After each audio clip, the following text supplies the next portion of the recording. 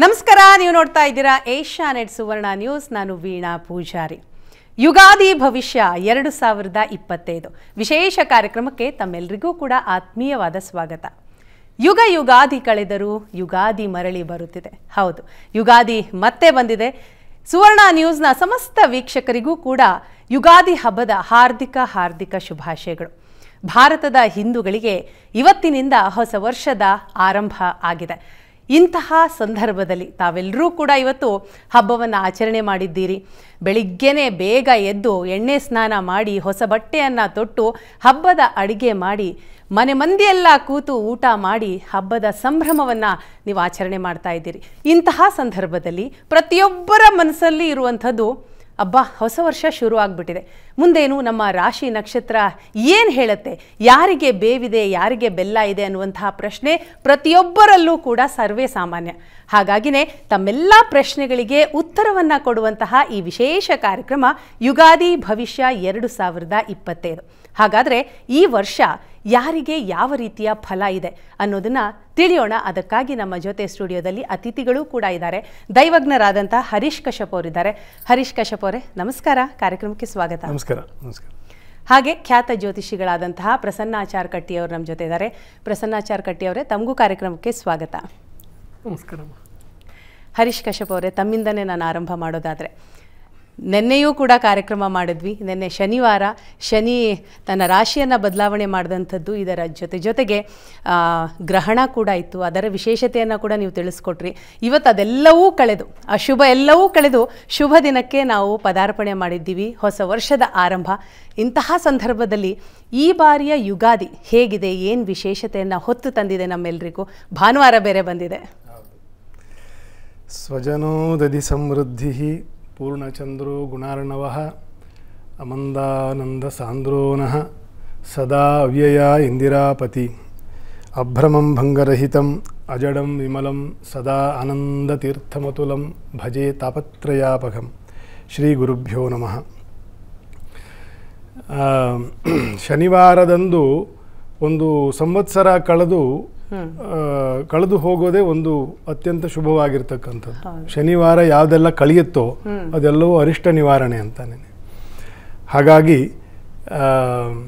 ಸುವರ್ಣ ವಾಹಿನಿಯವರಿಗೂ ಮತ್ತು ಸಮಸ್ತ ವೀಕ್ಷಕ ಬಂಧುಗಳಿಗೆ, ಕನ್ನಡ ನಾಡಿನ ಎಲ್ಲ ಬಂಧು ಬಳಗಕ್ಕೆ ವಿಶ್ವಾವಸುನಾಮ ಸಂವತ್ಸರದ ಒಂದು ಶುಭ ಅವಸರದಲ್ಲಿ ಸಂಜೆ ಪಂಚಾಂಗದ ಬಗ್ಗೆ ಶ್ರವಣವನ್ನು ಮಾಡಬೇಕಿವತ್ತು. ಅದರದ್ದು ಒಂದಷ್ಟು ವಿಚಾರ ಇದೆ, ಬಹಳ ವಿಶೇಷ. ಎಲ್ಲರಿಗೂ ಶುಭಾಶಯಗಳು. ಯಾವ ರೀತಿ ಶುಭಾಶಯಗಳು? ಜ್ಯೋತಿಷ್ಯಕರವಾಗಿರ್ತಕ್ಕಂಥ ಶುಭಾಶಯಗಳು. ಗ್ರಹಚಾರ ಚೆನ್ನಾಗಿದ್ದರೆ ಎಲ್ಲವೂ ಚೆನ್ನಾಗಿರ್ತದೆ ಅಂತ. ಗ್ರಹಚಾರವು ಒಳ್ಳೆಯದಿದೆ. ವಿಶ್ವಾವಸು ಸಂವತ್ಸರ ಭಾನುವಾರ ಬಂದಿರೋದ್ರಿಂದ ರವಿ ರಾಜ, ಚಂದ್ರನೇ ಮಂತ್ರಿ. ಹಾಗಾಗಿ ಹಿಂದಿನ ಸಂವತ್ಸರದಲ್ಲಿ ಕುಜ ರಾಜ, ಪಾಪನು ರಾಜ, ಶನಿ ಮಂತ್ರಿ. ಅದು ಅತ್ಯಂತ ದೋಷಕರವಾಗಿರ್ತಕ್ಕಂಥದ್ದು. ಸೊ ಅದು ಕೂಡ ಕಳೆದಿರ್ತಕ್ಕಂಥದ್ದು. ಸೊ ಇವತ್ತಿಂದ ರವಿಯೇ ಬಾಸ್. ಎಲ್ಲರೂ ಸೂರ್ಯ ಭಗವಂತನನ್ನು, ಶ್ರೀನಿವಾಸ ದೇವನನ್ನು, ಶ್ರೀರಾಮಚಂದ್ರನನ್ನು, ಇವರೆಲ್ಲ ಸೂರ್ಯಾಂಶ ಸಂಭೂತರು. ಸೊ ಇಂಥ ಒಂದು ದೇವತಾ ಅನುಗ್ರಹವಾಗಿರ್ತಕ್ಕಂಥ ಸಂವತ್ಸರ ಈ ವಾರ ಬಂದಿರುವುದರಿಂದ ಎಲ್ಲವೂ ಶುಭವಾಗಿರ್ತಕ್ಕಂಥ ಫಲವನ್ನೇ ಜ್ಯೋತಿಷ್ಯದಲ್ಲಿ ಹೇಳಿದೆ. ಶನಿಯ ಮೀನಚಾರದಲ್ಲಿ ಕೂಡ ಪಾಪ ಗ್ರಹನು ಶುಭ ರಾಶಿಯಲ್ಲಿ ಇದ್ದಾಗ ಜಗತ್ತಿಗೆ ಶುಭ ಫಲವನ್ನೇ ಹೇಳಿರ್ತಕ್ಕಂಥದ್ದು ಶಾಸ್ತ್ರಗಳಲ್ಲಿ. ಅದರ ವಿಷಯವಾಗಿ ಇನ್ನು ಪಂಚಾಂಗ ಶ್ರವಣ ಆದ ನಂತರ ಈ ವರ್ಷದ ವಿಶೇಷ ಆಮೇಲೆ ಹೇಳಲಿಕ್ಕೆ ಆಗ್ತದೆ. ಯಾಕಂತಂದ್ರೆ ಯುಗಾದಿ ಹಬ್ಬದ ದಿವಸ ಪಂಚಾಂಗ ಶ್ರವಣ ಪಠಣ ಮಾಡದೆ ಹೋದರೆ ಅದು ಎಲ್ಲವೂ ಕೂಡ ಅಪೂರ್ಣನೇ ಆಗ್ಬಿಡತ್ತೆ. ಸೊ ಅದರ ಬಗ್ಗೆ ತಿಳ್ಕೊಳ್ತೀನಿ. ಪ್ರಸನ್ನಾಚಾರ್ ಕಟ್ಟಿ ಅವರೇ, ಈ ಬಾರಿಯ ಯುಗಾದಿ ಬಹಳಷ್ಟು ಜನರ ಬಾಯಲ್ಲಿ ಕೇಳಿದ್ದೀನಿ, ಇಲ್ಲಪ್ಪ ಈ ವರ್ಷ ಚೆನ್ನಾಗಿದೆ, ಎಲ್ಲರೂ ಸ್ವಲ್ಪ ನೆಮ್ಮದಿಯಿಂದ ಇರಬಹುದು ಅನ್ನುವಂಥದ್ದು. ಅದರಲ್ಲೂ ಪ್ರತಿಯೊಬ್ಬರ ರಾಶಿಯ ಬಗ್ಗೆ ನೋಡ್ತಾ ಹೋಗೋಣ, ಅದಕ್ಕೇನು ಪರಿಹಾರ ಒಂದು ವೇಳೆ ಅಶುಭ ಇದ್ದಂಥ ಸಂದರ್ಭದಲ್ಲಿ ಅಂತ. ಸೊ ಈ ಬಾರಿಯ ಯುಗಾದಿಯ ವಿಶೇಷತೆ ಏನು, ಮಹತ್ವ ಏನು ತಿಳಿಸ್ಕೊಡೋದಾದ್ರೆ? ಯತ್ಸರ್ವಗುಣ ಸಂಪೂರ್ಣ ಸರ್ವದೋಷ ವಿವರ್ಜಿತ ಪ್ರಿಯತಾಂ ಪ್ರೀತಕೇವಾಲಂ ವಿಷ್ಣೋರ್ಮೇ ಪರಮಸ್ವಹೃತ್ ಅಭ್ರಮಂ ಭಂಗರಹಿತಂ ವಿಮಲಂ ಅಜಡಂ ಸದಾ ಆನಂದತೀರ್ಥಮಥುಲಂ ಭಜೆ ತಾಪತ್ರಯಾಪಹಂ. ಅಪಾದ ಮೌಲಿಪರ್ಯಂತಂ ಗುರುಣಾಂ ಆಕೃತಿಂ ಸ್ಮರೆ ತೇನ ವಿಘ್ನಾ ಪ್ರಣಶ್ಯಂತಿ ಸಿದ್ಧ್ಯಂತಿ ಚ ಮನೋರಥಾಃ. ಮೊಟ್ಟ ಮೊದಲಿಗೆ ಇದು ಒಂದು ಸುವರ್ಣಮಯವಾದಂತಹ ಸಂದರ್ಭ. ಕಾರಣ ಏನು ಅಂತಂದರೆ, ನಮ್ಮ ಸುವರ್ಣ ವಾಹಿನಿಯ ಮುಖಾಂತರವಾಗಿ ನಮ್ಮ ವಿಶ್ವದೆಲ್ಲೆಡೆ ಇರತಕ್ಕಂತಹ ಆಸ್ತಿಕ ಬಾಂಧವರಿಗೆ ಯಾವುದೇ ಒಂದು ಧಾರ್ಮಿಕ ಪ್ರಕ್ರಿಯೆ, ಹಬ್ಬ ಹರಿದಿನಗಳು ಅಂತ ಬಂದಾಗ ಇಡೀ ವಿಶ್ವವೇ ಭಾರತ ಕಡೆ ನೋಡ್ತದೆ. ಆ ಕಾರಣದಿಂದಾಗಿ ನಮ್ಮ ಭಾರತ ಅನ್ನೋದೇ ಒಂದು ಸುವರ್ಣಮಯವಾದ ದೇಶ. ಅಂತಹ ಭಾರತ ದೇಶದಲ್ಲಿ ನಡೀತಕ್ಕಂತಹ ಯುಗಾದಿಯಿಂದಲೇ ಎಲ್ಲ ವಿಧವಾದಂತಹ ಗ್ರಹಗಳ ಬದಲಾವಣೆ ಮತ್ತು ನಾವು ಆಗಾಗ್ಗೆ ನಮ್ಮ ರಾಶಿ ಭವಿಷ್ಯಗಳನ್ನು ಒಂದು ರೀತಿಯಲ್ಲಿ ನಾವು ತಿಳಿದುಕೊಳ್ತಾ ಇರ್ತೇವೆ. ಆದರೆ ನಿಜವಾಗಿಯೂ ರಾಶಿ ಭವಿಷ್ಯವನ್ನು ತಿಳಿಬೇಕಾಗಿರ್ತಕ್ಕಂಥದ್ದು ನಕ್ಷತ್ರಗಳ ಅನುಸಾರವಾಗಿ ನಮ್ಮ ಆ ಆದಾಯ ಮತ್ತು ಕಂದಾಯ ಫಲಗಳನ್ನು ತಿಳಿತಕ್ಕಂಥದ್ದು, ರಾಶಿಯ ಮುಖಾಂತರವಾಗಿ ಆಯವ್ಯಯಗಳನ್ನು ತಿಳಿತಕ್ಕಂಥದ್ದು.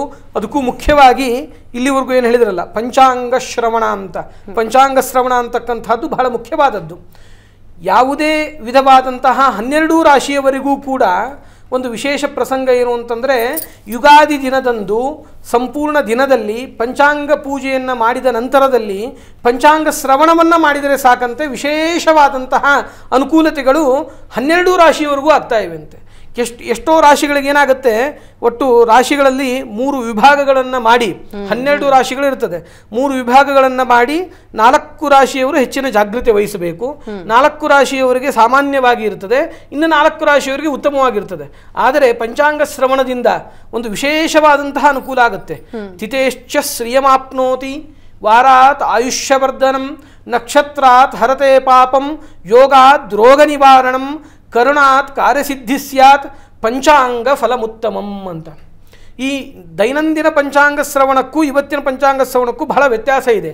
ಇವತ್ತಿನ ಪಂಚಾಂಗ ಶ್ರವಣ ಹೇಗೆ ಆಗಬೇಕು ಅಂತ ಧರ್ಮಶಾಸ್ತ್ರ ತಿಳಿಸಿದೆ ಅಂದರೆ, ಈ ಸಂವತ್ಸರದ ನೀವು ಕೇಳ್ತಾ ಇದ್ರಿ ಈ ಯುಗಾದಿಯ ವಿಶೇಷತೆ ಏನು ಅಂತ. ಯಾವಾಗಲೂ ಒಂದು ನಾವು ಅರ್ಥ ಮಾಡಿಕೊಳ್ಳಬೇಕಾದದ್ದು ಏನು ಅಂದರೆ, ಯಾವ ದಿನದಂದು ಈ ಯಾವ ಯುಗಾದಿ ಸಂಭವಿಸ್ತದೋ ಅವತ್ತು ಯಾವ ವಾರವಿರ್ತದೋ ಅವನೇ ರಾಜ ಆಗ್ತಾನೆ. ಇದು ಒಂದು ಜ್ಯೋತಿಷ್ಯ ಶಾಸ್ತ್ರದ ನಿಯಮ. ಆ ಕಾರಣದಿಂದಾಗಿ ಈ ದೇವರಿಗೆ ನಾವು ನಮಸ್ಕಾರ ಮಾಡುವಾಗ ಒಂದು ಕ್ರಮವನ್ನು ಹೇಳಿದ್ದಾರೆ. ಏನಂತಂದರೆ, ಅಭಿಷೇಕ ಪ್ರಿಯೋ ಶಿವ ಅಂತ ಹೇಳ್ತಾರೆ, ಅಲಂಕಾರ ಪ್ರಿಯೋ ವಿಷ್ಣು ಅಂತ ಹೇಳ್ತಾರೆ.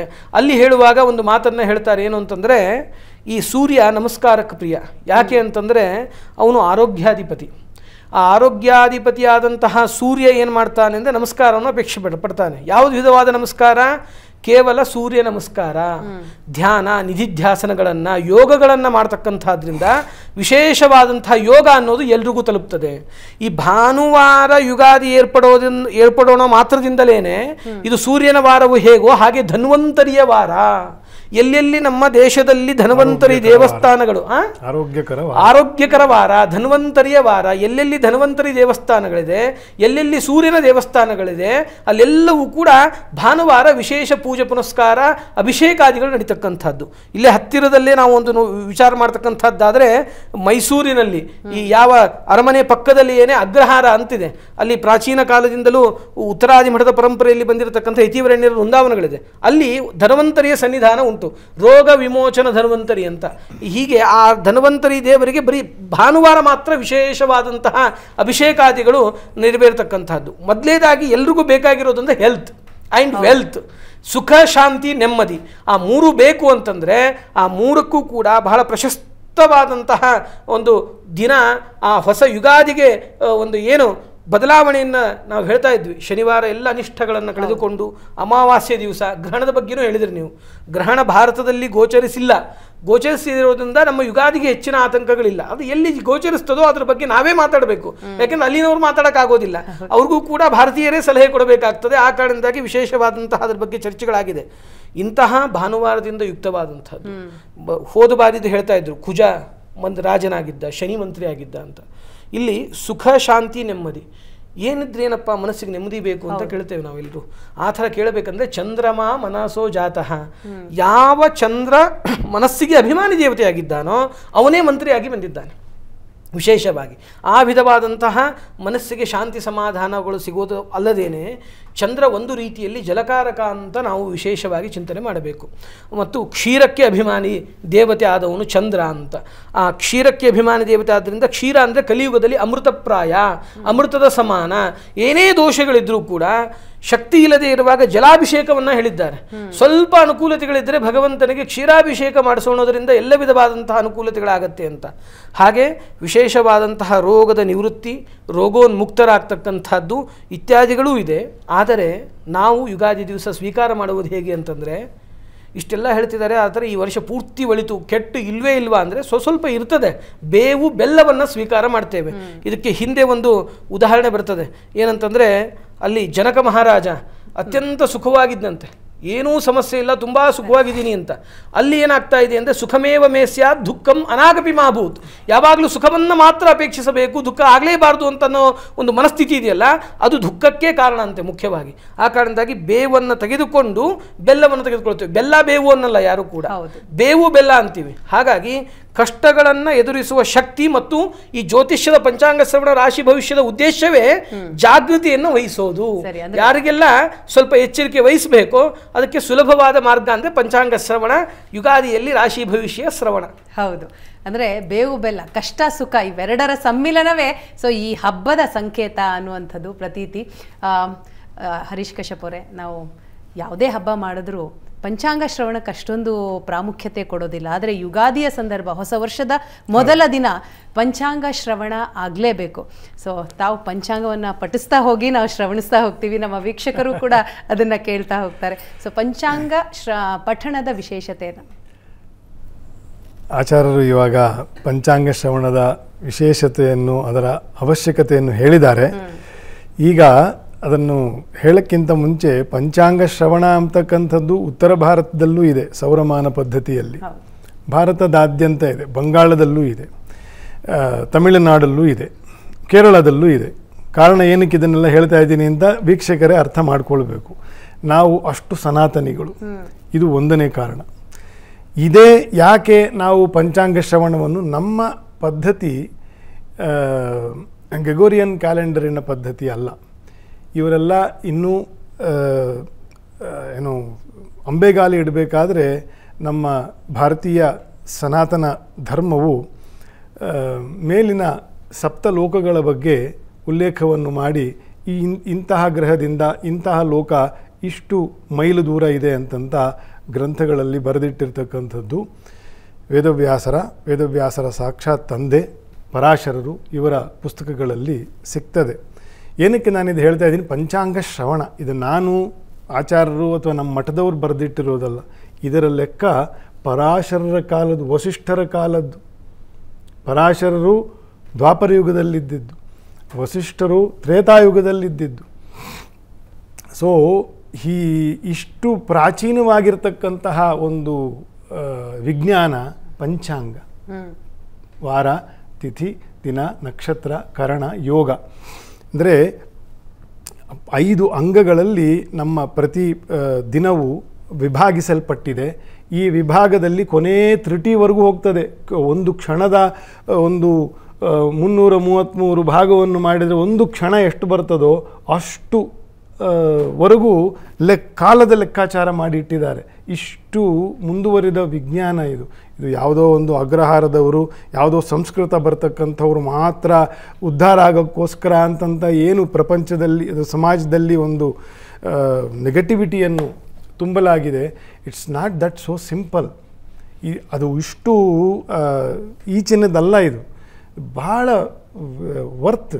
ಮ್ಯಾಥಮೆಟಿಕಲಿ ಅದನ್ನು ಚಾಲೆಂಜ್ ಮಾಡೋಕ್ಕೆ ಇವತ್ತರೆಗೂ ಯಾರಿಗೂ ಆಗೇ ಇಲ್ಲ. ಹೇಗೆ ಮಾಡಿದ್ರು ಅಂತಂತಾನೆ. ಪಂಚಾಂಗ ಅಂತ ಕೇಳ್ತಾ ಇದ್ದೀವಲ್ವ, ಆ ಪಂಚಾಂಗ ಅನ್ನೋದು ಆಗಬೇಕಂದ್ರೆ ಅದು ಮ್ಯಾಥ್ಸ್ ಬೇಕು. ಅದಕ್ಕೆ ಹೇಗೆ ಅದನ್ನು ಲೆಕ್ಕಾಚಾರ ಮಾಡಿದ್ರು, ಸೂರ್ಯನ ನಿರಯನ ಆಗಲಿ, ಚಂದ್ರನ ಚಾರಣೆ ಆಗಲಿ, 27.5 ದಿನಕ್ಕೆ ಒಂದು ಕೆಲವು ಘಟಿಗಳು ಕಡಿಮೆ ಬರ್ತದೆ. 30 ದಿನಕ್ಕೆ ಚಂದ್ರನ ಚಾರ, 4 ನಕ್ಷತ್ರ.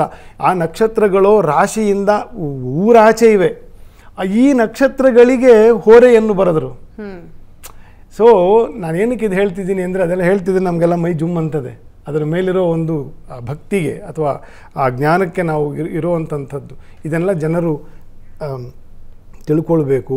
ಯಾಕಂದರೆ ವಿದ್ಯೆ ತಿಳ್ಕೊಳ್ತಕ್ಕಂಥ ವಸ್ತು, ಗೌರವ ತಿಳ್ಕೊಳ್ತಕ್ಕಂಥದ್ದಲ್ಲ. ವಿದ್ಯೆಯ ಮಹತ್ವ ಗೊತ್ತಾದರೆ ಗೌರವ ತಾನೇ ಬರ್ತದೆ. ನಮ್ಮ ಜನಕ್ಕೆ ವಿದ್ಯೆಯ ಮಹತ್ವ ಗೊತ್ತಿಲ್ಲ, ಹಾಗಾಗಿ ಅದ್ರ ಬಗ್ಗೆ ತಾತ್ಸಾರ. ಹಾಗಾಗಿ ಪಂಚಾಂಗ ಶ್ರವಣ, ಪಂಚಾಂಗವನ್ನು ಶ್ರವಣ ಮಾಡಿದರೆ ಶುಭ ಫಲವನ್ನು ಹೇಳಿರ್ತಕ್ಕಂಥದ್ದು ಹೇಳೋದು ಒಂದು ಕಾಮನ್ ವಿಷಯ. ಆದರೆ ಏನು ಅಂತನ್ನೋದ್ರ ಬಗ್ಗೆ ಸ್ವಲ್ಪ ಇಷ್ಟಾದರೂ ವಿಚಾರ ಮಾಡಬೇಕು. ಪಂಚಾಂಗ ಶ್ರವಣದ ಸಂಕ್ಷಿಪ್ತ ಭಾಗವಾಗಿ ಆಚಾರ್ಯ ಹೇಳ್ತೀನಿ ಅಂತ ಹೇಳಿದ್ದಾರೆ. ಪಂಚಾಂಗ ಶ್ರವಣ ಅವ್ರು ಹೇಳಲಿ, ಮತ್ತು ಇದು ವರ್ಷದ ಮುಖ್ಯ ಭಾಗಗಳನ್ನ ಆಮೇಲೆ ಹೇಳ್ತೀನಿ, ಫಲಭಾಗವನ್ನು. ವಿಶೇಷವಾಗಿ ಪಂಚಾಂಗ ಶ್ರವಣ ಮೊದಲಿಗೆ ಹೇಳ್ತಾ ಇದ್ವಿ ನಾವು ನಿಮಗೆ. ಪಂಚಾಂಗಗಳು ಅಂದರೆ 5 ಅಂಗಗಳು: ತಿಥಿ, ವಾರ, ನಕ್ಷತ್ರ, ಯೋಗ, ಕರಣಗಳು. ಆದರೆ ಯುಗಾದಿ ಸಂದರ್ಭದಲ್ಲಿ ಏನಾಗ್ತಾ ಇದೆ ಅಂತಂದರೆ ಅದಕ್ಕೆ ಸಂಬಂಧಿತವಾದಂತಹ ಏನು ರಾಜ ಇದ್ದಾನೆ, ಮಂತ್ರಿ ಇದ್ದಾನೆ, ಅವುಗಳನ್ನೆಲ್ಲವನ್ನು ಸರಿಯಾದ ಕ್ರಮದಲ್ಲಿ ನಾವು ತಿಳಿದುಕೊಂಡು ಸೇನಾಧಿಪತಿ, ಸಸ್ಯಾಧಿಪತಿ, ಪೂರ್ವ ಸಸ್ಯಾಧಿಪತಿ, ಅಪರ ಸಸ್ಯಾಧಿಪತಿ ಅಂತ ಅವುಗಳು ಹೇಗಿವೆ, ಯಾವ ಸಂದರ್ಭದಲ್ಲಿ ನಾವು ಯಾವ ವಿಧವಾದ ಮುನ್ನೆಚ್ಚರಿಕೆಗಳನ್ನು ವಹಿಸಬೇಕು ಎಂಬುದಾಗಿ ಸ್ವಲ್ಪ ಇಲ್ಲಿ ವಿಷಯಗಳನ್ನು ತಿಳಿದುಕೊಳ್ಳೋದಾದರೆ, ಮೊದಲೇದಾಗಿ ಈ ಜ್ಯೋತಿರ್ಮಯವಾದಂಥ ಒಂದು ವಿಜ್ಞಾನ, ಇದು ಸನಾತನದ ವಿಜ್ಞಾನ. ಆ್ಯಕ್ಚುಲಿ ಈ ಲೌಕಿಕವಾದಂತಹ ಯಾವುದೋ ಸಂಸ್ಥೆಯಿಂದ ಬಂದಂತಹ ವಿಜ್ಞಾನ ಅಲ್ಲ. ಈ ಯುಗಾದಿಯಂದು ನಾವು ಎಲ್ಲಿ ಕುಳಿತಿದ್ದೇವೆ, ಇದರ ಹಿಂದೆ ಎಷ್ಟು ಯುಗಗಳಾಗಿದೆ, ಎಷ್ಟು ದಿನಗಳಾಗಿದೆ, ಆ ದಿನಮಾನವನ್ನು ಬಹಳ ಅದ್ಭುತವಾಗಿ ವರ್ಣನೆ ಮಾಡಿದ್ದಾರೆ. ಪ್ರತಿ ವರ್ಷದ ಪಂಚಾಂಗದಲ್ಲಿಯೂ ಕೂಡ ಅದು ವಿಶೇಷವಾಗಿ ಇರ್ತದೆ.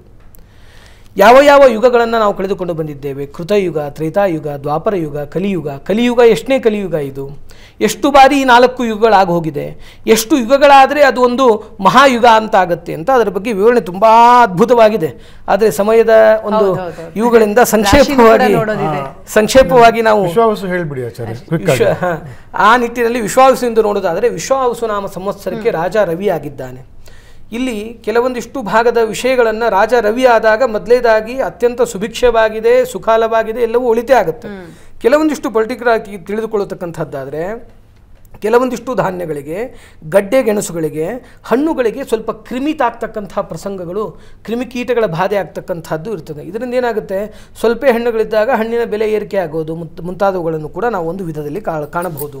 ಸೂರ್ಯನ ಪ್ರಭಾವದಿಂದ ಏನಾಗ್ತಾ ಇದೆ, ಸ್ವಲ್ಪ ನೀರಿನ ಕೊರತೆ ಮತ್ತು ಯುದ್ಧದ ಭಯಗಳು, ಭೀತಿ ಅಂತಕ್ಕಂಥದ್ದು, ಸ್ವಲ್ಪ ಚೋರರಿಗೆ ಹೆಚ್ಚಿನ ಶಕ್ತಿ ಬಂದುಬಿಡ್ತದೆ. ಚೌರ್ಯ ಇತ್ಯಾದಿಗಳೆಲ್ಲ ಹೆಚ್ಚಿಗೆ ನಡೀತಕ್ಕಂಥದ್ದು. ಕೆಲವೊಂದಿಷ್ಟು ವಿಷಯದಲ್ಲಿ ರೋಗಗಳ ಭೀತಿ ಅಂತಕ್ಕಂಥದ್ದು ಕೂಡ ಬರ್ತದೆ. ಇದು ರಾಜ ರವಿ ಆಗಿದ್ದರಿಂದ. ಇನ್ನು ಮಂತ್ರಿಯಾದಂತಹ ಮಂತ್ರಿನೂ ಕೂಡ ಏನಾಗ್ತಾ ಇದ್ದಾನೆ ಅಂದರೆ ವಿಶೇಷವಾಗಿ ಈ ಸಂದರ್ಭದಲ್ಲಿ ರವಿನೇ ಆಗ್ತಾ ಇದ್ದಾನೆ. ರವಿ ಆಗಿರೋದ್ರಿಂದ ಕೆಲವೊಂದಿಷ್ಟು ಭಾಗಗಳಲ್ಲಿ ಏನಾಗ್ತಾ ಇದೆ ಅಂದರೆ ನೀರಿನ, ಧಾನ್ಯದ, ಪುಷ್ಪಗಳ ಕೊರತೆ ಮತ್ತು ಅದರಿಂದಲೂ ಕೂಡ ಚೋರರ ಭೀತಿ ಇತ್ಯಾದಿಗಳನ್ನೆಲ್ಲವನ್ನು ಕೂಡ ನಾವು ಕಾಣಬಹುದು. ಮತ್ತು ಹಸಿವೆಯ ಬಾಧೆ, ರಾಜ್ಯದಲ್ಲಿ ವೈರ ಅಂತಕ್ಕಂಥದ್ದಕ್ಕೆ ಇಲ್ಲಿ ಸಪ್ರಮಾಣವಾಗಿ ಕೊಟ್ಟಿದ್ದಾರೆ.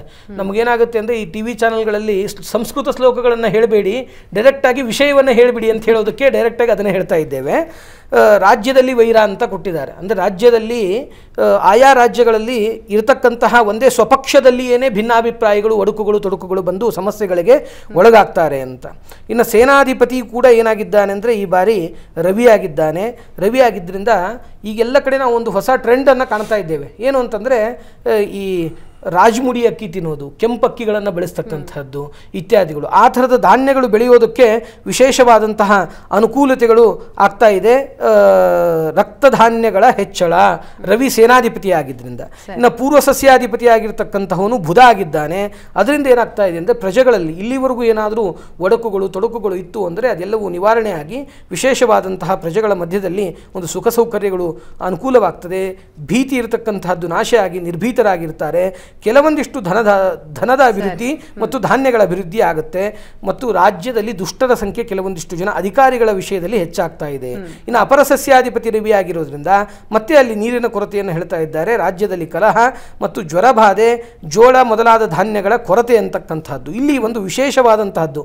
ಹೀಗೆ ಧಾನ್ಯಾಧಿಪತಿ ಬಗ್ಗೆ ಇದೆ, ಅರ್ಘಾಧಿಪತಿ ಬಗ್ಗೆ ಇದೆ, ಮೇಘಾಧಿಪತಿ ಬಗ್ಗೆ ಇದೆ, ಇನ್ನೂ ಬೇಕಾದಷ್ಟಿದೆ. ಆದರೆ ಇಲ್ಲಿವರೆಗೂ ನಾವು ಕೆಲವೊಂದಿಷ್ಟು ರೋಗಗಳನ್ನು ಕಂಡಿದ್ದೇವೆ, ಬಾಧೆಗಳನ್ನು ಕಂಡಿದ್ದೇವೆ ರೋಗದ ವಿಷಯದಲ್ಲಿ. ಆದರೆ ಈ ಸರಿ ಒಂದು ಸಣ್ಣ ವಿಧವಾದ ಹೊಸ ಜ್ವರ ಬರ್ತಕ್ಕಂಥದ್ದಿದೆ. ಏನು ಅದು ಅಂತಂದ್ರೆ ಇಲಿ ಜ್ವರ ಪೀಡೆ ಅಂತ. ಕೋಳಿ ಜ್ವರ ಕೇಳಿದೀವಿ, ಹಂದಿ ಜ್ವರ ಕೇಳಿದೀವಿ.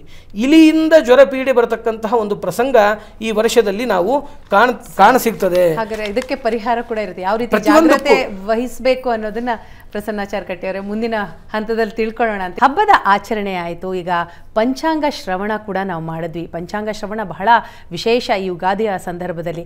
ಇನ್ನು ದ್ವಾದಶ ರಾಶಿಗಳ ಮೇಲೆ ಯಾವ ರೀತಿಯ ಪರಿಣಾಮ ಬೀರುತ್ತೆ ಅನ್ನೋದು ತಿಳಿದುಕೊಳ್ಳೋಣ. ಜೊತೆಗೆ ಯಾರಿಗೆ ಬೇವು ಯಾರಿಗೆ ಬೆಲ್ಲ ಇದರ ಬಗ್ಗೆಯೂ ಕೂಡ ಮಾಹಿತಿಯನ್ನು ಪಡೆದುಕೊಳ್ಳೋಣ. ಹರೀಶ್ ಕಶ್ಯಪ್ ಅವರೇ, ಮೊದಲನೇದಾಗಿ ಈ ರಾಶಿಗಳ ಬಗ್ಗೆ ತಿಳ್ಕೊತೀನಿ, ಆದರೆ ಅದಕ್ಕೂ ಮುನ್ನ ಈ ವರ್ಷದ ಫಲವನ್ನು ತಿಳಿಸ್ಕೊಡೋದಾದರೆ ಸಂಕ್ಷಿಪ್ತವಾಗಿ ಹೇಳಬೇಕು. ಪಂಚಾಂಗ ಶ್ರವಣದ ಒಂದು ಅಂಗವಾಗಿ ಸಂಕ್ಷಿಪ್ತವೇ ಎಲ್ಲವೂ. ವಿಶ್ವಾವಸು ನಮ್ಮ ನಾಮ ಸಂವತ್ಸರ ಅಂತ ಹೇಳಿದ್ದೀವಿ. 60 ಸಂವತ್ಸರಗಳಲ್ಲಿ ಇದು 39ನೇ ಸಂವತ್ಸರ. ಯುಗಾದಿಯ ಶುಭಾರಂಭ ಆಗ್ತದು ಭಾನುವಾರ ಪ್ರತಿಪದ, ರೇವತಿಯಲ್ಲಿ ಚಂದ್ರ, ಮೀನರಾಶಿಯಲ್ಲಿ ಐಂದ್ರಯೋಗ, ಭವಕರಣ, ಪಂಚಾಂಗ ಇಷ್ಟು ನಲ್ಲಿ ಇವತ್ತು ಶುರು ಆಗಿದೆ. ವಸಂತ ಋತುವಿನಲ್ಲಿ ಚೈತ್ರ ಮಾಸ, ಚೈತ್ರ ಮಾಸದಲ್ಲಿ ನವರಾತ್ರಿಯ ಆರಂಭ ಆಗ್ತದೆ.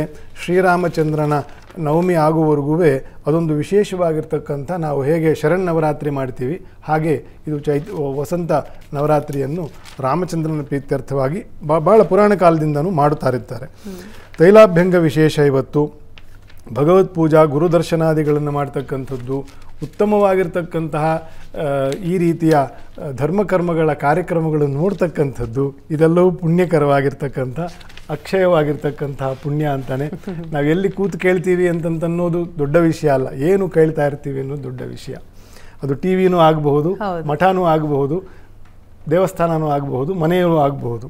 ಒಟ್ಟಿನಲ್ಲಿ ಇವತ್ತು ಒಳ್ಳೆಯದನ್ನು, ಒಳ್ಳೆಯ ಸಂಕಲ್ಪವನ್ನು ಮಾಡಬೇಕು. ಅದು ವರ್ಷ ಎಲ್ಲ ಹಾಗೆ ನಡೀತದೆ ಅಂತ.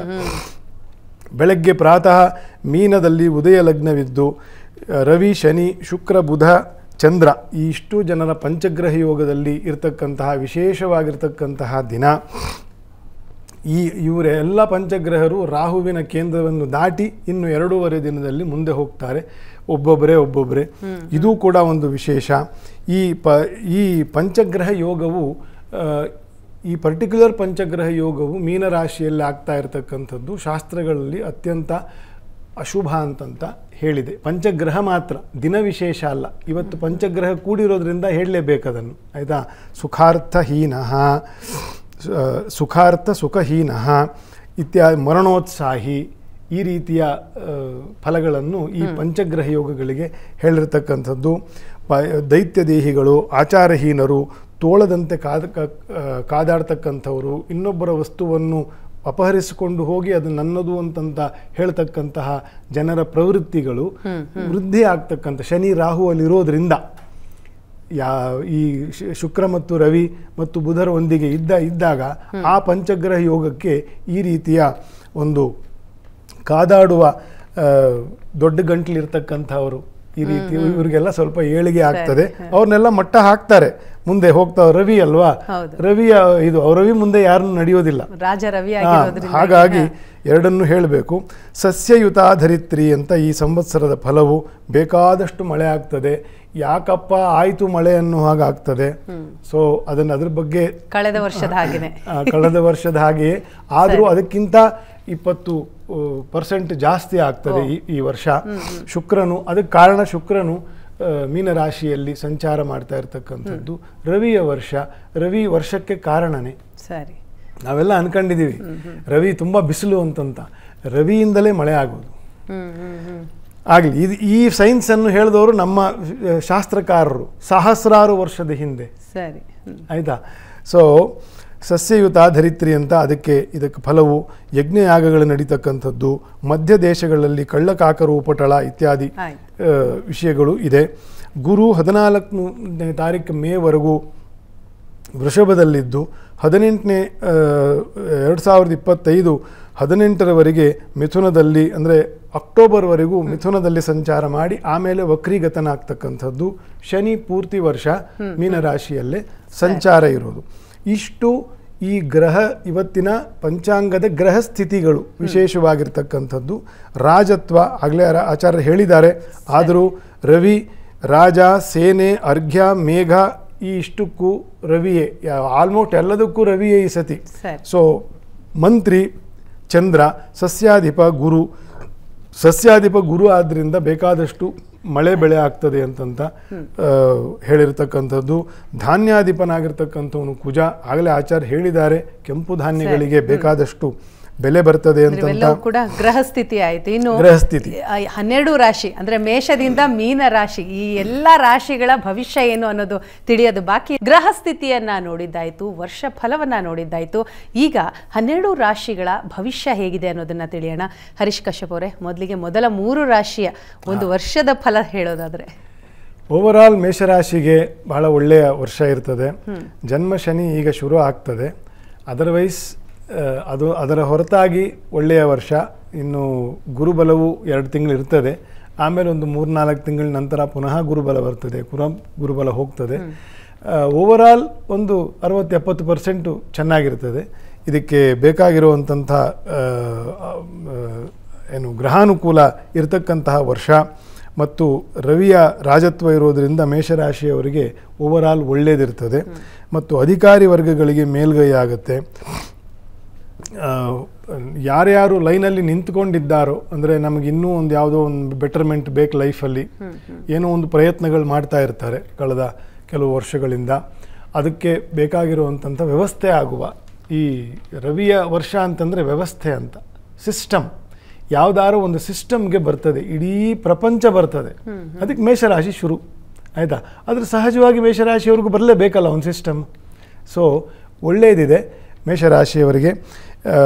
ವಿಶೇಷವಾಗಿ ಕುಲದೇವತಾ ಪೂಜೆಗಳನ್ನು ಮತ್ತು ಶನಿ ಪ್ರಧಾನವಾಗಿರ್ತಕ್ಕಂಥ ಗ್ರಹಾರಿಷ್ಟ ಶಾಂತಿಗಳನ್ನು ಮಾಡಿಕೊಳ್ತಕ್ಕಂಥದ್ದು ಬಹಳ ಒಳ್ಳೆಯದು.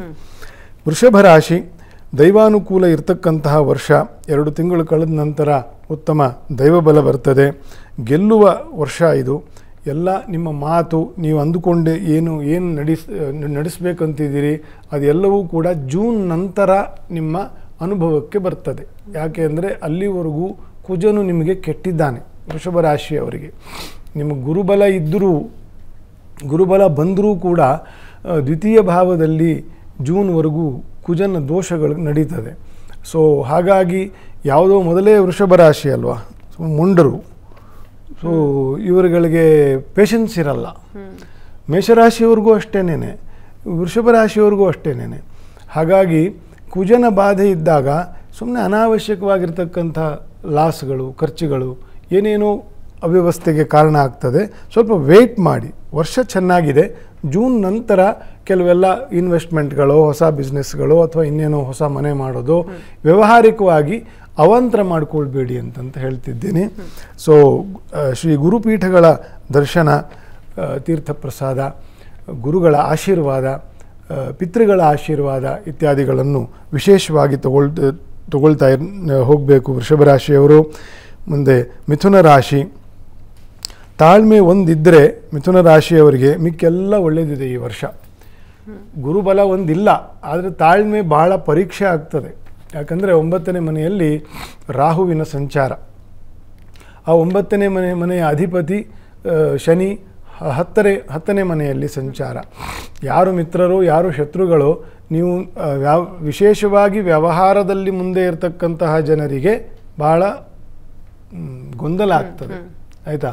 So you have to be more careful. ನಿಮ್ಮ ಆಪ್ತ ಸರ್ಕಲ್ನಲ್ಲಿ ಬಹಳ ಕೇರ್ಫುಲ್ಲಾಗಿ ನೀವು ವ್ಯವಹಾರ ಮಾಡಬೇಕಾಗ್ತದೆ. ಸುಬ್ರಹ್ಮಣ್ಯ ದೇವರು, ನಾಗದೇವರುಗಳ ಅಭಿಷೇಕ ಸೇವೆ, ಪ್ರದಕ್ಷಿಣಾ ನಮಸ್ಕಾರ, ಹೆಜ್ಜೆ ನಮಸ್ಕಾರಗಳು ಮಾಡ್ತಕ್ಕಂಥದ್ದು ಇದೆಲ್ಲ ಭಾಳ ಶ್ರೇಯಸ್ಕರ. 1-2 ತಿಂಗಳಲ್ಲಿ ಒಂದು ಸತಿ ನಾಗಕ್ಷೇತ್ರಗಳಿಗೆ ಭೇಟಿ ಕೊಡಬೇಕು, ಸೇವೆಯ ಮಾಡ್ತಕ್ಕಂಥದ್ದು. ಸೇವೆ ಮಾಡಬೇಕಲ್ಲಿ, ದರ್ಶನ ಮಾಡಿ, ತೀರ್ಥ ಮಾಡಿ, ಒಪ್ಪತ್ತು ಮಾಡಿ, ಹೆಜ್ಜೆ ನಮಸ್ಕಾರ ಹಾಕಿ ಭಗವಂತನನ್ನು ಪ್ರಾರ್ಥನೆ ಮಾಡಬೇಕು. ಪಿಕ್ನಿಕ್ ಥರ ಹೋಗೋದಲ್ಲ. 90% ಜನ ನಾನು ನೋಡೋದು ಮಂತ್ರಾಲಯಕ್ಕೆ ಹೋಗೋರು, ಎಂಥ ಕ್ಷೇತ್ರಗಳಿಗೆ ಹೋಗೋರು, ಎಂಥ ಪಿಕ್ನಿಕ್ ಅಷ್ಟೇ. ಅಲ್ಲಿ ಪಾನಿಪುರಿ ತಿನ್ನು, ಟೊಮೆಟೊ ಪುರಿ ತಿನ್ನು, ಅಲ್ಲಿ ಇನ್ನೇನು, ಅದು you have to have some common sense. ನಾವು ದೊಡ್ಡವ್ರು ಏನು ಮಾಡ್ತಾರೆ, ಚಿಕ್ಕವ್ರು ಏನು ಅವ್ರು ಕೇಳ್ತಾರೆ, ನೀವು ಹೋಗಿ ಕೊಡ್ಸೋದಾ, ಏನಕ್ಕೆ ಹೋಗ್ತಿದ್ದೀವಿ ಅಂತ ಅವ್ರಿಗೆ ಮನೇಲಿ ಕೂತ್ಕೊಂಡು ಹೇಳಬೇಕು. ಚಿಕ್ಕ ವಯಸ್ಸಿಂದ ಬರಬೇಕು ಆ ಸಂಸ್ಕಾರಗಳೆಲ್ಲ. ಹಾಗಾಗಿ ಮಹಾಕ್ಷೇತ್ರಗಳಲ್ಲಿ ನಾವಿಲ್ಲಿ ಎಂಥ ಕೆಲಸ ಇಲ್ಲ, ಚಾನೆಲ್ ಅವ್ರಿಗೆ ಮಾಡಲಿಕ್ಕೆ ಎಂಥದ್ದಿಲ್ಲ ಅಂತ ನಾವಿಲ್ಲಿ ಭವಿಷ್ಯವನ್ನು ಹೇಳೋದಲ್ಲ. It's a very serious subject. ಈ ಜ್ಯೋತಿಷ್ಯ ಧರ್ಮಶಾಸ್ತ್ರಗಳು ಅಂತಕ್ಕಂಥದ್ದು ಬಹಳ ಸೀರಿಯಸ್ ಆಗಿರ್ತಕ್ಕಂಥ ವಿಷಯಗಳು. ಹಾಗಾಗಿ ಯಾಕೆ ಅಂತಂದರೆ ನಮ್ಗೆ ಅದು ನೋಡಿದಷ್ಟು ಸಿಟ್ಟು ಬರ್ತದೆ ಅಲ್ಲಿ ನೋಡಿದಾಗ. ಯಾವುದೇ ಕ್ಷೇತ್ರಕ್ಕೆ ಹೋದರೂ ಕೂಡ ಹಾಗಾಗಿ ಭಕ್ತಿ ಬಹಳ ಮುಖ್ಯ ಅನ್ನುವಂಥ ಅಲ್ಲಿ ಒಂದು ಶ್ರದ್ಧೆಯಿಂದ ಒಂದು ಹೆಜ್ಜೆ ನಮಸ್ಕಾರ ಹಾಕಿ ದೇವರ ದರ್ಶನವನ್ನು ಮಾಡಿ ಪ್ರಾರ್ಥನೆಯನ್ನು ಮಾಡಿ ಒಂದು ಹೆಜ್ಜೆ ನಮಸ್ಕಾರ ಮಾಡಿ ಒಂದು ಒಪ್ಪತ್ತು ಮಾಡಿ ಅವತ್ತು. ಸೊ ಈ ರೀತಿಯ ಶ್ರದ್ಧೆಯಿಂದ ಮಾಡಿಕೊಂಡು ಹೋಗಬೇಕು. ಆಗ ಭಗವದ್ ಅನುಗ್ರಹ ತನಗೆ ತಾನೇ ಆಗ್ತದೆ ಮಿಥುನ ರಾಶಿ. ಸರಿ, ಪ್ರಸನ್ನಾಚಾರ್ ಕಟ್ಟಿ ಅವರೇ, ಇನ್ನು ಮುಂದಿನ 3 ರಾಶಿಯ ಬಗ್ಗೆ ತಿಳಿಸ್ಕೊಡೋದಾದ್ರೆ? ಮೊದಲನೇದಾಗಿ ಕರ್ಕ ರಾಶಿ, ಕರ್ಕಾಟಕ ರಾಶಿ, ಕಟಕ ರಾಶಿ ಅಂತ ಕರೀತಾರೆ. ಕಟಕ ರಾಶಿಯವರಿಗೆ ಪ್ರಸ್ತುತವಾಗಿ ಎಲ್ಲ ಅನುಕೂಲತೆಗಳೇ ಹೆಚ್ಚಿಗೆ ಇದೆ. ಮೊನ್ನೆ ನಡೆದಿರತಕ್ಕಂತಹ ಷಡ್ಗ್ರಹ ಯೋಗದ ಹೆಚ್ಚಿನ ದುಷ್ಪರಿಣಾಮಗಳು ಅವರಿಗಿಲ್ಲ. ರೀಸೆಂಟಾಗಿ ನಡೆದಿರತಕ್ಕಂತಹ ಷಡ್ಗ್ರಹ ಯೋಗದ್ದು ಅದಲ್ಲದೇನೆ ಗುರು ಕೂಡ ತುಂಬ ಅನುಕೂಲವಾಗಿ ಏಕಾದಶದಲ್ಲಿ ಗುರು ಇದ್ದಾನೆ ಇವಾಗ ಪ್ರಸ್ತುತವಾಗಿ. ಮುಂದಿನ ದಿನದಲ್ಲಿ ಏನಾಗ್ತಾ ಇದೆ ಅಂತಂದರೆ, ಒಟ್ಟು ಒಂದು ನಿಯಮವನ್ನು ಹೇಳ್ತಾರೆ. ಈ ಕೆಟ್ಟು ಗ್ರಹಗಳು ಕಾಡಿದಾಗ ಅದನ್ನು ನಾವು ಅದರ ತಾಪವನ್ನು ತಡೆದುಕೊಳ್ಳೋದು ಒಂದು ವಿಭಾಗವಾದರೆ, ಒಳ್ಳೆಯ ಗ್ರಹಗಳ ಕಾಟವನ್ನು, ಆ ವಕ್ರಸ್ಥಿತಿಯನ್ನು, ನೀಚಸ್ಥಿತಿಯನ್ನು ಅಥವಾ ಅವರಿಂದ ಆಗ್ತಕ್ಕಂಥ ಪರಿಣಾಮಗಳನ್ನು ತಡೆದುಕೊಳ್ಳೋದು ತುಂಬ ಕಷ್ಟ ಅಂತ. ಆ ನಿಟ್ಟಿನಲ್ಲಿ ದ್ವಾದಶಕ್ಕೆ ಗುರು ಮುಂದೆ ಬರುವವನಿದ್ದಾನೆ. ಆ ದ್ವಾದಶಕ್ಕೆ ಗುರು ಬಂದಾಗ ಕೆಲವೊಂದಿಷ್ಟು ಹಾನಿಗಳನ್ನು, ವ್ಯತ್ಯಯಗಳನ್ನು, ಅನಾನುಕೂಲತೆಗಳನ್ನು ಹೇಳಿರತಕ್ಕಂಥದ್ದುಂಟು. ಆ ಕಾರಣದಿಂದಾಗಿ ಮೇ 14ರವರೆಗೂ ಕೂಡ ಹೊಸ ಹೂಡಿಕೆಗಳು, ಕ್ರಯ ವಿಕ್ರಿಯೆಗಳು ಇತ್ಯಾದಿಗಳಿಗೆಲ್ಲ ಕೂಡ ಅತ್ಯಂತ ಉತ್ತಮವಾದಂತಹ ಸಂದರ್ಭ ಇದೆ. ಹಾಗಾಗಿ ಅವುಗಳನ್ನೆಲ್ಲ ಮಾಡಬಹುದು. ಮತ್ತು ಮುಂದಿನ ದಿನಗಳಲ್ಲಿ ಈಗ ಮಿಥುನ ರಾಶಿಯವರು ಹೇಳ್ತಾ ಇದ್ದರು, ಸ್ವಲ್ಪ ಮುಂದೆ ಗುರುಬಲ ಇರಲ್ಲ, ಇವಾಗ ಗುರುಬಲ ಇಲ್ಲ, ಮುಂದೆ ತಾಳ್ಮೆಯನ್ನು ಒಂದು ತೆಗೆದುಕೊಂಡ್ರೆ ಸಾಕು, ಎಲ್ಲ ವಿಧವಾದಂಥ ಅನುಕೂಲತೆಗಳಾಗ್ತದೆ ಅಂತ. ಈ ಕರ್ಕಾಟಕ ರಾಶಿಯವರು ಕೂಡ 14 ಮೇ ಆದ ನಂತರದಲ್ಲಿ ಸ್ವಲ್ಪ ತಾಳ್ಮೆಯನ್ನು ತೆಗೆದುಕೊಳ್ತಕ್ಕಂತಹದ್ದು ಬಹಳ ಉತ್ತಮವಾದಂತಹ ಪ್ರಸಂಗ. ಅವರಿಗೆ ಎಲ್ಲ ವಿಧವಾದಂತಹ ಅನುಕೂಲತೆಗಳಲ್ಲೂ ಎಲ್ಲದ ಅಭಿವೃದ್ಧಿಗಳು ಕೂಡ ಮೇ 14ರವರೆಗೂ ತುಂಬ ಅದ್ಭುತವಾಗಿ ಚೆನ್ನಾಗಿ ಆಗ್ತಾ ಇವೆ. ಅದಾದ ನಂತರದಲ್ಲಿ ಅವರಿಗೆ ಈ ಸರಿ ಆದಾಯ ವ್ಯಯಗಳನ್ನು ನಾವು ಆದಾಯದ ಬಗ್ಗೆ ಮತ್ತು ವ್ಯಯದ ಬಗ್ಗೆ ನಾವು ನೋಡ್ತಕ್ಕಂಥದ್ದಾದರೆ ಏನಾಗ್ತಿದೆ ಅಂತಂದರೆ, ಆದಾಯದ ಪ್ರಮಾಣ ಸ್ವಲ್ಪ ಕಡಿಮೆ ಆಗ್ತದೆ, ಖರ್ಚಿನ ಪ್ರಮಾಣ ಹೆಚ್ಚಿಗೆ ಆಗ್ತದೆ.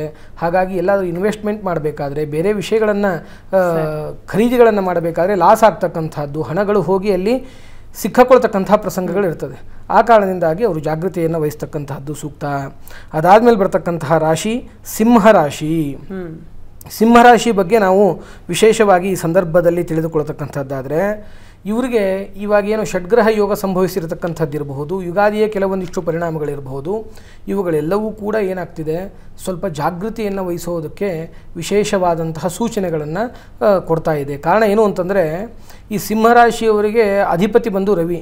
ಸ್ವಲ್ಪ ಏನಾಗುತ್ತೆ ಅಂದರೆ ಕೋಪತಾಪಗಳು, ಸ್ವಲ್ಪ ಸ್ಟ್ರೇಟ್ ಫಾರ್ವರ್ಡ್ಗಳು, ಇದ್ದೂರನ್ನು ನಿಷ್ಠೂರವಾಗಿ ಮಾತನಾಡ್ತಕ್ಕಂಥದ್ರಿಂದ ಸಮಸ್ಯೆಗಳನ್ನು ಮೈ ಮೇಲೆ ಎಳೆದುಕೊಳ್ತಕ್ಕಂಥ ಪ್ರಸಂಗಗಳನ್ನು ನಾವು ಆಲ್ರೆಡಿ ಕಾಣ್ತಾ ಇದ್ದೇವೆ. ಆದರೆ ಇನ್ನು ವೃಥಾ ಅಪವಾದಗಳು ಕೂಡ ಬರ್ತಕ್ಕಂಥ ಪ್ರಸಂಗಗಳು ಇವರಿಗೆ ಇರ್ತದೆ. ಅವ್ರಿಗೆ ಮುಂದಿನ ದಿನಗಳಲ್ಲಿ ಏನಾಗ್ತಾ ಇದೆ ಅಂತಂದರೆ, ಗುರುಬಲದ ಅನುಕೂಲದಿಂದ ಕೆಲವೊಂದಿಷ್ಟು ಸಮಸ್ಯೆಗಳಿಂದ ಹೊರಗಡೆ ಬರತಕ್ಕಂತಹ ಪ್ರಸಂಗವನ್ನು ಕೂಡ ನಾವು ವಿಶೇಷವಾಗಿ ಕಾಣ್ತಾ ಇದ್ದೇವೆ. ಈ ಸಿಂಹರಾಶಿಯವರಿಗೆ ಏನಾಗಿದೆ ಅಂತಂದರೆ, ಆಲ್ಮೋಸ್ಟ್ ಹತ್ತಿರದಲ್ಲಿ ಒಳ್ಳೆಯ ಆದಾಯ, ಒಳ್ಳೆಯ ಖರ್ಚು ಕೂಡ ಇರ್ತದೆ. ಹಾಗಾಗಿ ಸ್ವಲ್ಪ ಸೇವಿಂಗ್ಸ್ ಕಡೆಗೆ ಹೆಚ್ಚಿನ ಗಮನವನ್ನು ವಹಿಸ್ತಕ್ಕಂಥದ್ದು ಬಹಳ ಸೂಕ್ತ. ಈ ಕರ್ಕಾಟಕ ರಾಶಿಯವರ ಭವಿಷ್ಯವನ್ನು ನಾವು ತಿಳಿದುಕೊಂಡಾಗ ಅಲ್ಲಿ ಅವರಿಗೆ ಮುಂದಿನ ಗುರುಬಲ ಇಲ್ಲದೇ ಇರುವ ಪ್ರಸಂಗದಲ್ಲಿ ಏನು ಅಂತಂದರೆ, ಕೆಲವೊಂದಿಷ್ಟು ನವಗ್ರಹ ದೇವಸ್ಥಾನಗಳು ದಕ್ಷಿಣ ಪ್ರಾಂತದಲ್ಲಿರತಕ್ಕಂತಹ ಗುರುವಿನ ಒಂದು ದರ್ಶನ ಇತ್ಯಾದಿಗಳಿಂದ ವಿಶೇಷವಾದಂತಹ ಅನುಕೂಲ, ಗುರುಗಳ ಆರಾಧನೆಯಿಂದ ಅನುಕೂಲ. ಇನ್ನು ಸಿಂಹರಾಶಿಯವರಿಗೆ ಕೂಡ ವಿಶೇಷವಾಗಿ ಲಕ್ಷ್ಮೀ ನರಸಿಂಹದೇವರ ಒಂದು ಪ್ರಾರ್ಥನೆ ಸ್ಮರಣೆಯಿಂದ ವಿಶೇಷವಾದಂಥ ಅನುಕೂಲಗಳಾಗುತ್ತೆ. ಇನ್ನು ಕನ್ಯಾ ರಾಶಿಯ ಬಗ್ಗೆ ವಿಶೇಷವಾಗಿ ನಾವು ನೋಡ್ತಕ್ಕಂಥದ್ದಾದರೆ, ಕನ್ಯಾ ರಾಶಿಗೆ ಏನಾಗ್ತಾ ಇದೆ ಅಂತಂದರೆ, ಪ್ರಸ್ತುತವಾಗಿ ಎಲ್ಲವೂ ಕೂಡ ಅನುಕೂಲವಾಗಿ ಇದೆ ಪ್ರೆಸೆಂಟ್ ನಾವು ನೋಡಬೇಕಾದ್ರೆ. ಆದರೆ ಏನಾಗುತ್ತೆ ಅಂದರೆ, ಸಪ್ತಮ ಸ್ಥಾನ ಅಂತ ಕರಿತೀವಿ, ರಾಶಿಯಿಂದ 7ರಲ್ಲಿ ಗ್ರಹ ಯುತಿಗಳಾಗಿರ್ತಕ್ಕಂಥದ್ದು, ಅಲ್ಲಿ ಕೆಲವೊಂದಿಷ್ಟು ಪ್ರಭಾವಗಳು ಮುಂದಿನ ಸರಿಸುಮಾರು 1-1.5 ತಿಂಗಳ ಕಾಲ ಇರ್ತದೆ. ಅದಾದ ನಂತರದಲ್ಲಿ ವಿಶೇಷವಾದಂಥ ಅನುಕೂಲತೆಗಳಾಗ್ತದೆ. ಅದು ಕನ್ಯಾ ರಾಶಿಯವರಿಗೆ ಇವರು ಈ ವರ್ಷದಲ್ಲಿ ಭಾಗ್ಯವಂತರು ಅಂತ ನಾವು ಕರಿಬಹುದು. ಒಂದು ವಿಶೇಷವಾದಂಥ ಆದಾಯ, ಇಲ್ಲಿವರೆಗೂ ನಿಮ್ಮ ಹಣಗಳೆಲ್ಲ ಎಲ್ಲಿ ಸ್ಟ್ರಕ್ ಆಗಿ ಹೋಗಿದೆ, ನಿಮಗೆ ಬರಬೇಕಾದಂಥ ಪ್ರಾಪ್ತಿ ಏನಿತ್ತು ಯಾವುದು ಬಂದಿರಲಿಲ್ಲ, ಅದೆಲ್ಲವೂ ಕೂಡ ವಿಶೇಷವಾದಂತಹ ಅನುಕೂಲತೆಗಳಾಗಿ ಇವ್ರಿಗೆ ಏನಾಗ್ತಿದೆ, 14 ಭಾಗ ಆದಾಯ ಬಂದು ಖರ್ಚು ಅಂತಕ್ಕಂಥದ್ದು, ವ್ಯಯ ಅಂತಕ್ಕಂಥದ್ದು ಬರೀ 2% ಆಗುತ್ತೆ, 14ರಷ್ಟು ಬರ್ತದೆ. ಹಾಗಾಗಿ ಶುಭ ಇದೆ. ಈ ಕನ್ಯಾ ರಾಶಿಯಾಧಿಪತಿ ಬುಧ ಆಗಿದ್ದರಿಂದ ವಿಷ್ಣುವಿನ ಆರಾಧನೆಯಿಂದ ವಿಶೇಷವಾದಂತಹ ಅನುಕೂಲತೆಗಳು, ಶ್ರೀನಿವಾಸ ಇರಬಹುದು, ಇನ್ನು ಯಾವುದೇ ವಿಷ್ಣುವಿನ ಭಗವದ್ ರೂಪಗಳಿರಬಹುದು, ಅವುಗಳ ಆರಾಧನೆಯಿಂದ ವಿಶೇಷವಾದಂತಹ ಅನುಕೂಲತೆಗಳನ್ನು ನಾವು ಖಚಿತವಾಗಿ ಕಾಣಬಹುದು. ಸರಿ, ಮೊದಲ ರಾಶಿಯಿಂದ 6 ರಾಶಿಯವರೆಗೂ ನೋಡಿದ್ವಿ. ಇನ್ನುಳಿದ 6 ರಾಶಿಯನ್ನ ಭವಿಷ್ಯ ಹೇಗಿದೆ ಅನ್ನೋದನ್ನ ತಿಳ್ಕೊಳ್ತೀನಿ. ಬನ್ನಿ, 12 ರಾಶಿಯ ಭವಿಷ್ಯದ ಬಗ್ಗೆ ನಾವು ಮಾತನಾಡ್ತಾ ಇದ್ವಿ. ರಾಶಿ ಫಲ ಹೇಗಿದೆ ಅನ್ನೋದನ್ನು ತಿಳ್ಕೊಳ್ತಾ ಇದ್ವಿ. ಮೇಷದಿಂದ ಕನ್ಯಾ ಆಯಿತು, ಇನ್ನು ಮುಂದಿನ ರಾಶಿಯ ಬಗ್ಗೆ ತುಲಾ ರಾಶಿಯವರು ಅಲ್ಲಿಗೆ ನಾನಾ ಬಗೆಯ ಪಂಚಮ ಶನಿಯ ಕಷ್ಟಗಳು ಪರಿಹಾರ ಆಗ್ತಕ್ಕಂತಹ ವರ್ಷ. ಅದು ಬಹಳ ಪ್ಲಸ್ ಪಾಯಿಂಟು. ಮತ್ತು ವ್ಯಾವಹಾರಿಕವಾಗಿ ಬಹಳ ಉತ್ತಮವಾಗಿರ್ತಕ್ಕಂಥ ವರ್ಷ. ಗುರುಬಲವೂ ಬರ್ತಕ್ಕಂತಹ ವರ್ಷ. ಇದು ವಿಶ್ವಾಸ ಇರಬೇಕು, ದೇವತಾನುಕೂಲ ಇರತಕ್ಕಂತಹ ವರ್ಷ. ದೈವಾನುಗ್ರಹ ಇದೆ ಅಂತಂದರೆ ಗುರುವಿನ ಅನುಕೂಲ ಇದೆ ಅಂತಂತ. ದುರ್ಗಾರಾಧನೆಗಳು, ದೀಪ ನಮಸ್ಕಾರಗಳು, ದೇವಿಯ ಆರಾಧನೆಗಳು ಮತ್ತು ಸುಮಂಗಲಿಯ ಆರಾಧನೆಗಳನ್ನು ಹೆಚ್ಚು ವಿಶೇಷವಾಗಿ ಮಾಡಿಕೊಂಡು ಹೋದರೆ ತುಲಾರಾಶಿಯವರಿಗೆ ಸಂಪದಾಭಿವೃದ್ಧಿ ಅಂತ. ವೃಶ್ಚಿಕ ರಾಶಿ ಮುಂದೆ ಅಲ್ಪಕಾಲವಾಗಿ ಗುರುವಿನ ಅನುಕೂಲ ಇದೆ, 2 ತಿಂಗಳು ಚಿಲ್ಲರೆ. ಪಂಚಮ ಶನಿಯ ಆರಂಭದ ವರ್ಷ, ಬಹಳ ಜಾಗ್ರತೆ ಇರಬೇಕು. ಚತುರ್ಥಕ್ಕೆ ರಾಹು ಸಂಚಾರ ಆಗ್ತಕ್ಕಂಥದ್ದು. ಆರೋಗ್ಯದಲ್ಲಿ ಮತ್ತು ನಿಮ್ಮ ಫಿಲಾಸಫಿಯಲ್ಲಿ ಬದಲಾವಣೆ ಆಗುತ್ತೆ. ಶಾರೀರಿಕವಾಗಿರ್ತಕ್ಕಂಥ ಆರೋಗ್ಯಕ್ಕಿಂತ ನಿಮ್ಮ ಮಾನಸಿಕವಾಗಿರ್ತಕ್ಕಂಥ ಆರೋಗ್ಯದ ಕಡೆ ಹೆಚ್ಚು ಗಮನ ಕೊಟ್ಕೊಳ್ಬೇಕು ವೃಶ್ಚಿಕ ರಾಶಿಯವರು. ಅನೇಕ ಬದಲಾವಣೆಗಳಿಗೆ ತೆರೆದುಕೊಂಡಿರ್ತಕ್ಕಂತಹ ವರ್ಷ. ಅವಕಾಶ ನೀವು ಚೆನ್ನಾಗಿ ಹೇಗೆ ಬಳಸ್ತೀರಿ ಅನ್ನೋದ್ರ ಮೇಲೆ ವ್ಯವಹಾರ ಸಿದ್ಧಿ ಆಗುತ್ತೆ. ನರಸಿಂಹದೇವರನ್ನು ಬಿಡದೆ ಭಜಿಸಿ ವೃಶ್ಚಿಕ ರಾಶಿಯವರು. ಧನುರ್ರಾಶಿಗೆ ಗುರುಬಲ ಬರುವುದಿದೆ, ಸ್ವಲ್ಪ ತಾಳ್ಮೆ ಇರಬೇಕು. ಆಯಾಸ, ಶ್ರಮ. ಈ ತೃತೀಯ ಶನಿ ಒಂದು ರೀತಿಯಲ್ಲಿ ಒಳ್ಳೆಯದು ಮಾಡಿದರೆ ಇನ್ನೊಂದು ರೀತಿಯಲ್ಲಿ ಸುಮ್ಮನೆ ವೃಥಾ ಖರ್ಚು, ವೃಥಾ ಚರ್ಚೆ, ಅಂದರೆ ಶಕ್ತಿ ವ್ಯಯ. ತೃತೀಯ ಶನಿಯನ್ನು ಫಲ ಒಳ್ಳೇದು ಹೇಳಿದ್ದಾರೆ, ಆದರೆ ಅದು ಶನಿಯ ಫಲವೇ ಅದು ಈ ಸಮಯ ಇಲ್ಲ ಹೇಳಲಿಕ್ಕೆ ನನಗೆ. ಹಾಗಾಗಿ ಅದು ಪರಿಹಾರ ಆಗಿ ಚತುರ್ಥಕ್ಕೆ ಹೋಗಿ ತೃತೀಯದಲ್ಲಿ ರಾಹು ಬರೋದು ಮತ್ತು ಗುರುವಿನ ಅನುಕೂಲ ಬರ್ತಕ್ಕಂತಹ ವರ್ಷ. ಸ್ವಲ್ಪ ತಾಳ್ಮೆ ಇರಲಿ, ವ್ಯಾವಹಾರಿಕವಾಗಿ ಒಳ್ಳೆಯದಾಗ್ತದೆ. ದೇಶ ವಿದೇಶ ವ್ಯವಹಾರಗಳು ಬೆಳೀತಕ್ಕಂತಹ ವರ್ಷ. ದುರ್ಗಾರಾಧನೆ, ಈಶ್ವರನ ಅಭಿಷೇಕ ಸೇವೆ, ಶಿವನಾಮಸ್ಮರಣೆ, ಶಿವನ ಉಪಾಸನೆ ಇತ್ಯಾದಿಗಳನ್ನು ವಿಶೇಷವಾಗಿ ನಡ್ಕೊಂಡು ಹೋದರೆ ಧನುರ್ರಾಶಿಗೆ ಬಹಳ ವಿಶೇಷ ಫಲ. ಇನ್ನು ಮಕರ, ಕುಂಭ, ಮೀನ ಇದೆ. ಅದು ಆಚಾರ್ಯರು ಕೊನೆಯ 3 ರಾಶಿಯ ಬಗ್ಗೆ ಆಚಾರ್ಯ ತಿಳಿಸ್ಕೊಡ್ತಾರೆ. ಮಕರ ರಾಶಿ ಬಗ್ಗೆ ವಿಶೇಷವಾಗಿ ನಾವು ನೋಡ್ತಕ್ಕಂಥದ್ದಾದರೆ ಪ್ರಸ್ತುತ ಕಾಲಗಳೆಲ್ಲವೂ ಅನುಕೂಲವಾಗೇ ಇದೆ. ಆದರೆ ಮುಂದೆ ಬರತಕ್ಕಂತಹ ಸಂದರ್ಭಗಳೇನಿದೆ ಅವು ಸ್ವಲ್ಪ ಕ್ಲಿಷ್ಟಕರವಾಗಿರತಕ್ಕಂತಹ ಸಂದರ್ಭಗಳಿರ್ತದೆ. ಇದನ್ನೆಲ್ಲ ಯಾಕೆ ತಿಳಿಸಬೇಕು ಅಂದರೆ ಜನರನ್ನು ಭಯಪಡಿಸುವುದಕ್ಕಲ್ಲ, ಜನರನ್ನು ಎಚ್ಚರಪಡಿಸುವುದಕ್ಕೆ. ಪದಾರ್ಥ ಬಿಸಿ ಇದೆ ಅಂತ ಗೊತ್ತಾದಾಗ ಅದರ ಜೊತೆ ವ್ಯವಹಾರ ಮಾಡುವುದು ಬೇರೆ, ಅದು ನಾರ್ಮಲ್ ಆಗಿ ವಾರ್ಮ್ ಆಗಿದೆ ಅಂದರೆ ಅದರ ಜೊತೆ ವ್ಯವಹಾರ ಬೇರೆ ಇರ್ತದೆ. ಆ ಉದ್ದೇಶದಿಂದ ಇವುಗಳನ್ನು ನಾವು ತಿಳಿದುಕೊಳ್ಬೇಕಾಗತ್ತೆ. ತೃತೀಯದಲ್ಲಿ ಕೆಲವೊಂದಿಷ್ಟು ಪಾಪಗ್ರಹಗಳ ಯುತಿ ಅಂತಕ್ಕಂಥದ್ದು ಅತ್ಯಂತ ಉತ್ತಮ ಸಂದರ್ಭ. ನಾವು ಒಂದೊಂದು ಸರಿ ಹೇಳ್ತಾ ಇರ್ತೇವೆ, ಏನಂದರೆ ರಾಜಜಾತಕ ಕೆಲವೊಂದಿಷ್ಟು ಸರಿ ಭೋಗದಲ್ಲಿ ವ್ಯತ್ಯಯಗಳು, ದರಿದ್ರ ಭೋಗ ಅಂತ ಕರಿತೇವೆ. ಆ ಥರ ಯಾಕಾಗತ್ತೆ ಅಂದರೆ ಎಲ್ಲ ಅನುಕೂಲತೆಗಳಿದ್ದರೂ ಕೂಡ ಪಾಪಗ್ರಹಗಳ ಯುತಿ ಅಂತಕ್ಕಂಥದ್ದು ತೃತೀಯದಲ್ಲಿ ಆಗಿರತಕ್ಕಂಥದ್ರಿಂದ ಸ್ವಲ್ಪ ವ್ಯತ್ಯಯಗಳು, ಅನಾನುಕೂಲತೆಗಳು. ಅದರಲ್ಲೂ ಕೂಡ ಇವರಿಗೆ ಒಂದು ಮೈಂಡ್ ಸ್ಟೇಟಸ್ ಹೇಗಿರ್ತದೆ ಅಂದರೆ ತುಂಬ ಮಂಡುತನ, ಇದೇ ಆಗಬೇಕು, ಪಟ್ಟು ಹಿಡಿಯೋದು ಇತ್ಯಾದಿಗಳೆಲ್ಲ ಆಗುತ್ತೆ. ಅವುಗಳನ್ನೆಲ್ಲ ಸ್ವಲ್ಪ ಸರಳ ಮಾಡಿಕೊಂಡ್ರೆ ವಿಶೇಷವಾದಂಥ ಅನುಕೂಲತೆಗಳು ಮಕರ ರಾಶಿಯವರಿಗೆ ಆಗ್ತಾ ಇದೆ. ಮಕರ ರಾಶಿಯವರಿಗೆ ಆದಾಯ ವ್ಯಯಗಳು ಕೂಡ ಈ ವರ್ಷ ಸಮ ಪ್ರಮಾಣದಲ್ಲಿ ಇದೆ. 5 ಭಾಗದ ಆದಾಯ ಆಗಿ 5 ಭಾಗದ ವ್ಯಯ ಆಗ್ತದೆ. ಆದರೆ ಪ್ರಾರಂಭದಲ್ಲಿ ಏನಾಗ್ತಾ ಇದೆ, ಗುರುಬಲ ಅತ್ಯಂತ ಉತ್ತಮವಾಗೇ ಇರ್ತದೆ. ಮುಂದಿನ ದಿನದಲ್ಲಿ ಗುರುಬಲ ಹೋಗ್ತದೆ.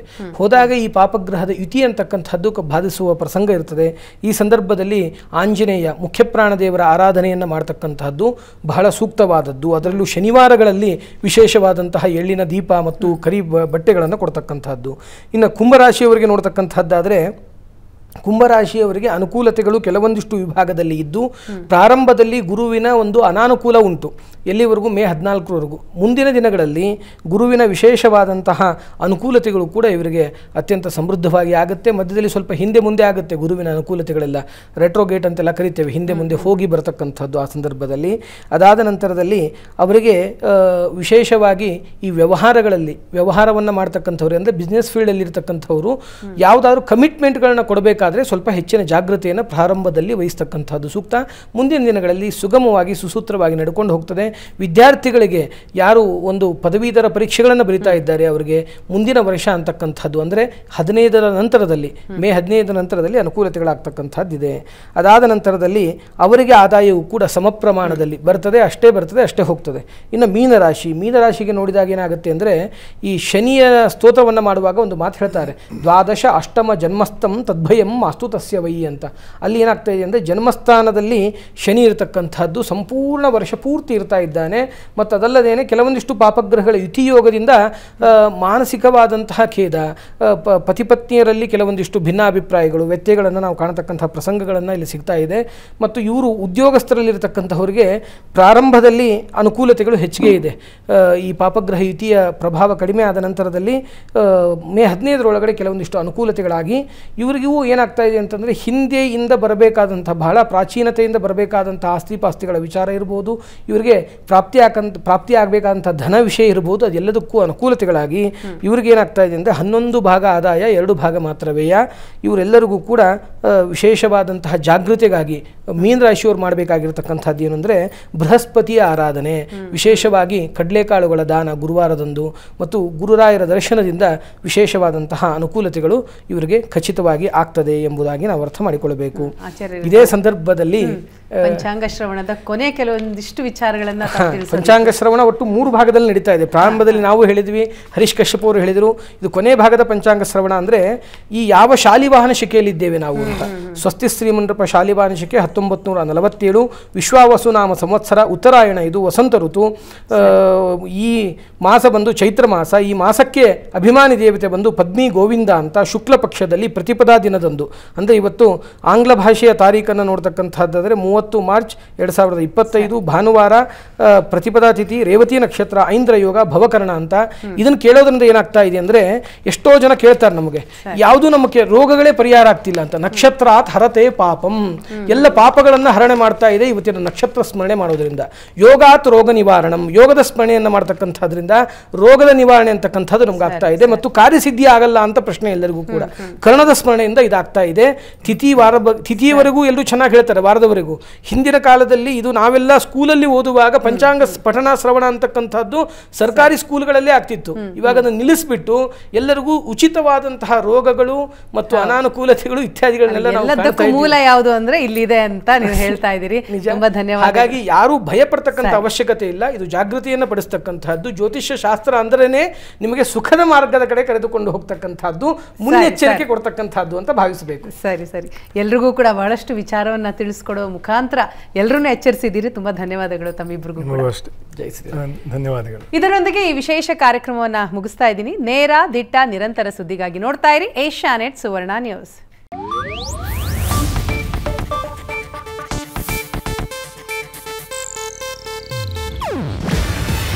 ಇದು ಏಷ್ಯಾನೆಟ್ ನ್ಯೂಸ್ ನೆಟ್ವರ್ಕ್ ಪ್ರಸ್ತುತಿ. ನೀವು ನೋಡ್ತಿದ್ದೀರಾ ಏಷ್ಯಾನೆಟ್ ಸುವರ್ಣ ನ್ಯೂಸ್.